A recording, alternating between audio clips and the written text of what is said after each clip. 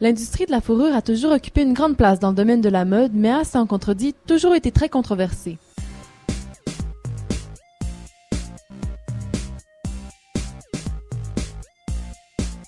Alors que l'hiver arrive à grands pas, une solution?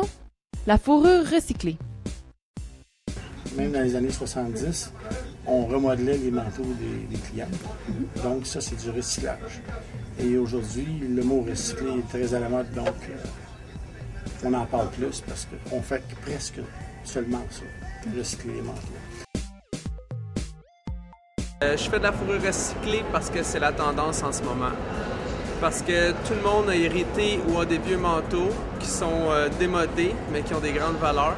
Puis essayer de vendre un manteau d'une autre époque, admettons, qui n'est pas réactualisé, qui n'est pas tendance, il n'y a aucune valeur sur le marché. Parce que moi, je le remets en vie pour, admettons, 1500 $, puis il reprend sa valeur d'origine qui est peut-être de 5 000 à 6 000 $.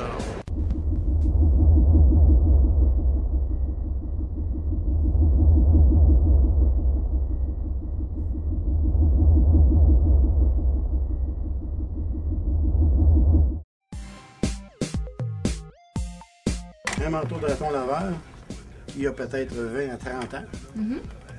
Le manteau a été défait entièrement, mis à plat, teint et refait sur un nouveau modèle. C'est bien, hein? On a le même raton laveur teint avec un renard teint aussi. Donc le vêtement va être bon encore pour plusieurs années. Je fais des pièces sur mesure. C'est bon pour l'environnement. Ils sont aussi bons et aussi durables que ce soit parti de peau neuve ou que ce soit parti de peau recyclée. C'est écologique. Je récupère des matières. Puis au lieu de partir de peau neuve, justement,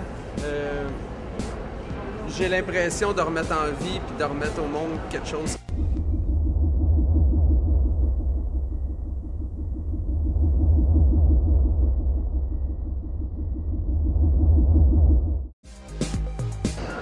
Les désavantages qu'on avait autrefois, c'est que les manteaux étaient lourds.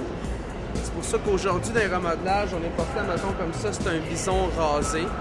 Fait qu'on est porté à les raser. Ils vont perdre leur poids, puis ils vont changer complètement de look, puis l'esthétique va changer. Ce qui veut dire qu'il va avoir l'air moins vieillot, l'aspect lustré puis vieux poil qu'on a comme image avec les grosses épaulettes.